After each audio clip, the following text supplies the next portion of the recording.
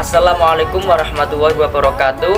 Kami dari kelompok 2 akan mempresentasikan cara penularan penyakit menular seksual, angka, data atau statistik kejadian penyakit menular seksual di Indonesia. Perkenalkan, nama saya Rocky Framlina, nomor absen 29. Perkenalkan, nama saya Hamidah, nomor absen 17. Perkenalkan, nama saya Revi Desdana, nomor absen 28. Perkenalkan, nama saya Dwi Intan Tamriyatul Hikmah, nomor absen 10. Perkenalkan, nama saya Aulia Yuanda, nomor absen 4. Perkenalkan, nama saya Fika Abla Putri, nomor absen 30. Perkenalkan, nama saya Indah Purwati, nomor absen 15. Perkenalkan, nama saya Giti Mardia Kunasari, nomor absen 13. Perkenalkan, nama saya Muhammad Syafiq Gunawan, nomor absen 35. Selamat menyaksikan.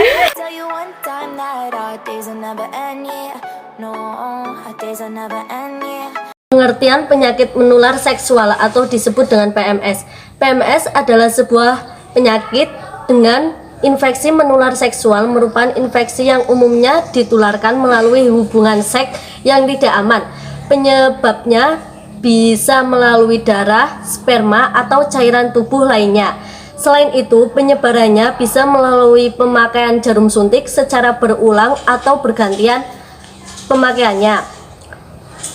Ada 4 cara penyebaran penyakit menular seksual. 1. Media langsung dari orang ke orang atau permukaan kulit.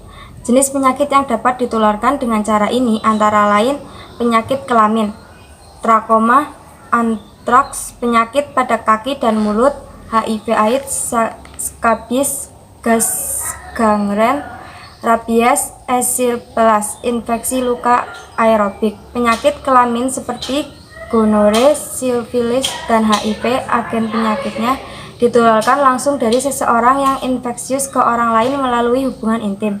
Cara memutuskan rantai penularannya yakni dengan mengobati penderita dan tidak ingin melakukan hubungan seksual dengan pasangan bukan suami istri. Khusus untuk HIV, jangan menggunakan alat suntik bekas dan menggunakan darah donor penderita penyakit tersebut. Melalui media udara, penyakit yang dapat ditularkan dan menyebar secara langsung maupun tidak langsung melalui udara pernapasan disebut sebagai airborne disease. Jenis penyakit yang dapat ditularkan melalui cara ini diantaranya TBC paru-paru, varicella, difteria, influenza, variola, marbili, meningitis, demam scarlet, mumps, rubella, pertusis. Cara pencegahan penularan penyakit antara lain memakai masker, menjauhi kontak, serta mengobati penderita TBC. 3. Melalui media air. Penyakit dapat menular dan menyebar secara langsung maupun tidak langsung melalui air. Penyakit-penyakit yang ditularkan melalui air disebut sebagai waterborne disease atau water-related disease. Waterborne mechanism, kuman patogen yang berada dalam air dapat menyebabkan penyakit pada manusia, ditularkan melalui mulut atau sistem pencernaan. Sebagai contoh, kolera, tifoid, hepatitis virus, disentri, basiler, dan poliomielitis. Water washed mechanism, jenis penyakit water washed mechanism yang berkaitan dengan kebersihan individu dan umum dapat berupa infeksi melalui alat pencernaan seperti diare pada anak-anak, infeksi melalui kulit dan mata seperti skabies dan trakoma, penyakit melalui gigitan binatang pengerat seperti leptospirosis. Water based mechanism ini merupakan jenis penyakit dengan agen penyakit yang menjalani sebagian siklus hidupnya di dalam tubuh vektor atau sebagai penjamu intermedia yang hidup di dalam air. Sebagai contoh, schistosomiasis, Dracunculus medinensis.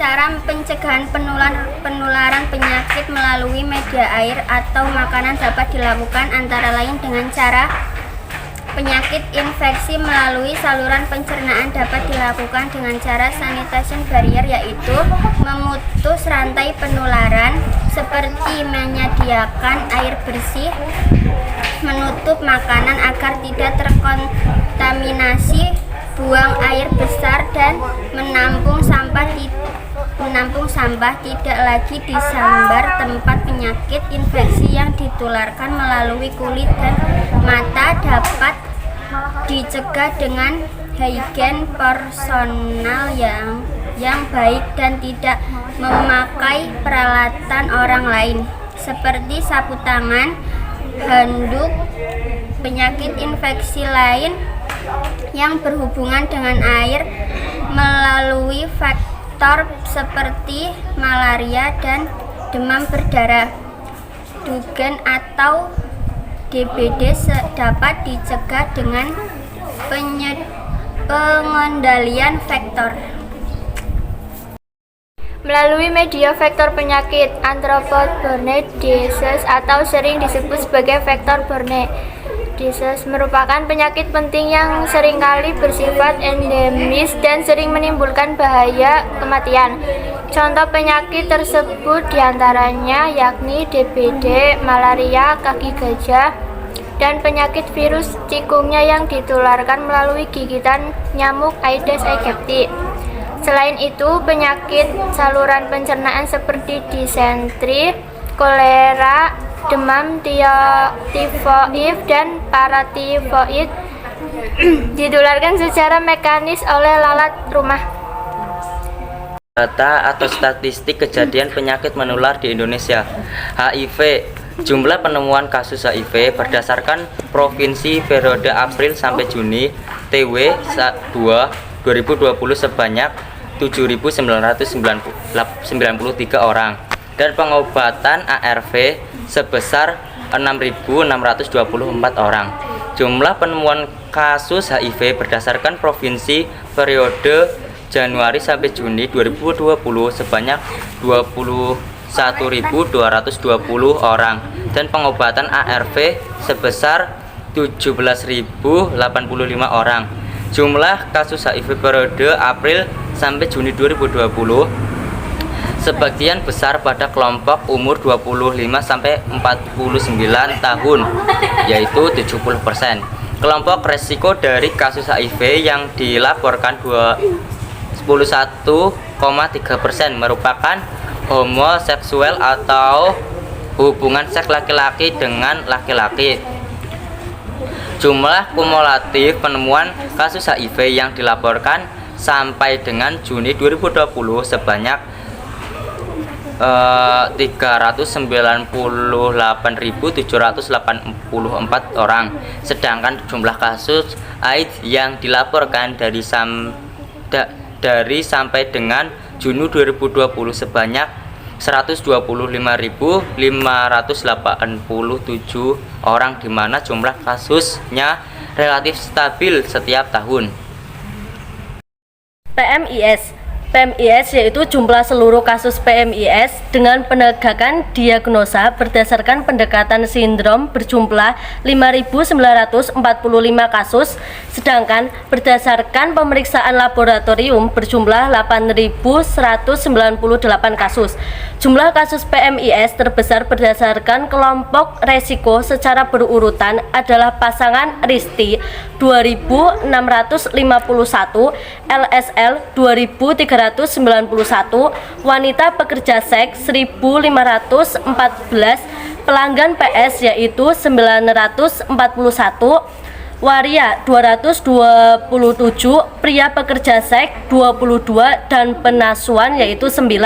Jumlah kasus PIMS berdasarkan pendekatan sindrome yang dilaporkan yaitu tubuh vagina 3.764 kasus dan tubuh uretra yaitu 1.511 kasus, ulkus genital yaitu 208 kasus, bubo inguinal 8 kasus, penyakit radang panggul yaitu 90 kasus, pembengkakan skrotum 14 kasus, tumbuhan genital atau vegetasi yaitu 264 kasus, konjungtivitas neotrum 1 kasus, dan tubuh anus 85 kasus. Astagfirullah. Wes. Lagi ya. Ora dihenti. Wes aku ku ora salah rampung. Ora salah rampung. Gue ora penggo. AIDS. Jumlah penemuan kasus AIDS yang dilaporkan sebanyak 4.486 orang.